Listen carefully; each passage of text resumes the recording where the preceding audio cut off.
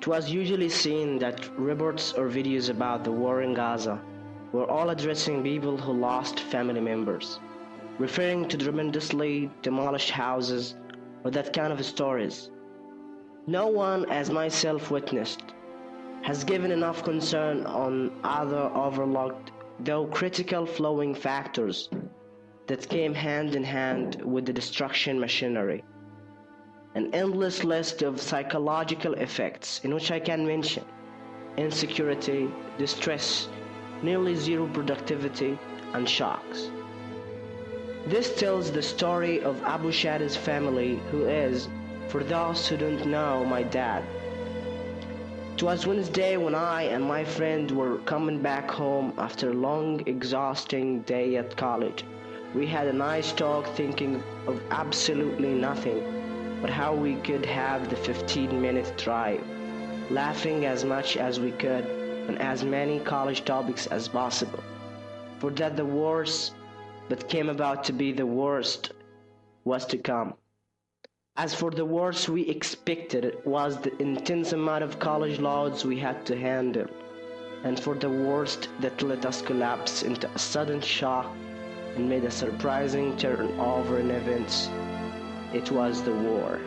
If science or logic were to be involved, we were theoretically having the worst and the worst in the equation. Double effect. Practically, it was much worse. The continuous worry of escaping with our lives not being marked for the randomly ruling death was also another concern, a worsening one. I was finally home, requested my dinner, and then while I was having it, the dispersing and angry declaration of the disloyal assassination of the Islamic resistance chief leader, as he, according to news official reports, was revising a ceasefire draft, agreed upon from both sides, was what every mosque in the area announced. Everything for that moment was relatively stable in my neighborhood. Just a short period after that, and increasingly tough and rushing feet were close to the entrance of our house front door. It was my mom and two of my sisters returning back from shopping in Gaza City, through which this all happened. Looking into their eyes, wide open, full of fear, I could see that this scene something characteristically terrible. Hardly breathing, after the release of her hijab, my mom gave a few words.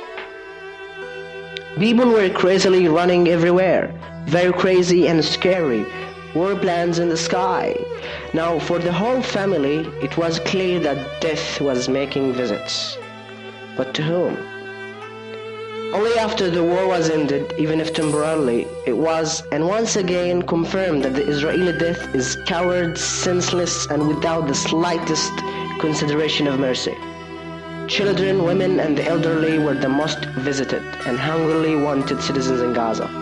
My life cycle during the 8 days of murdering and shelling was never more specific. A few meters away from what we call the shelter for the outage of TV, radio, or computer, or at a high-risk circumstances regarding to my mom, few hundred meters away from home in the beginning of the war.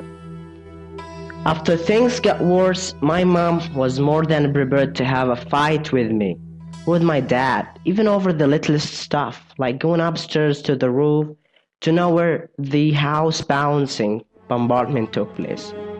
They will think you are resistant, they will target you, was what mom repeatedly told me when I started to take an observing activity in what was happening around. And when I got even closer to where I could be fully seen by outsiders, again, according to my mom, obviously she meant the music composing drones, she started to shout at me.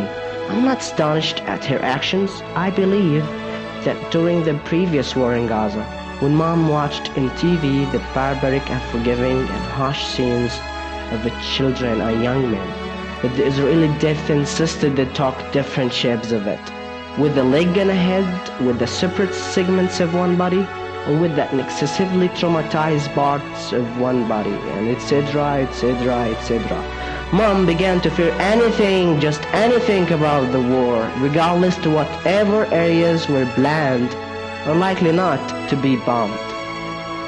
And I know my mom, and she's too emotional.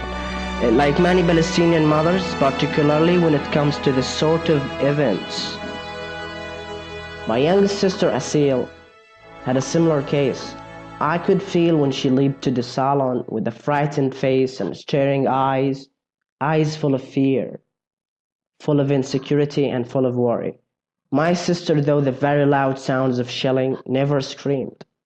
I truly had no clue whether or not this could be explained by that she came into a state of inability to utilize her vocal cords to overcome the disturbing sounds of the bombings. On another personal level, the mood of studying something for longer periods did not run into me. Only TV, radio, and the computer and sleeping were in the do list. Sleeping wasn't always offered in the list though, for reasons I did not control. My dad, to the contrary, had an entirely different story. Dad said he had to get done with the remaining olive trees, to sell the crops in the market and bring what was essential for our daily lives in home. When Mom failed in her attempts to convince Dad to stay home and not go to our small land which lies beside where we reside, to collect the olives, she pleased him to take 2 or 3 of my younger sisters with him for help, and when we asked her why, she said based on the fact that the drones were everywhere in our sky. When they see you with a couple of your daughters, they will be sure you're not doing anything. They will not fire you. You are safe. My mom would have never made such an assumption if she saw what happened to Dallo or Hijazi family earlier. When she actually did, she stopped making such a claim and started to worry more. We all stayed home to do what we all needed, praying and unfortunately watching the saddening and disgusting news in hopes some ceasefire talks would proceed. And while in Gaza, I still watch them die in the name of freedom, in the name of justice and liberty. But for whom?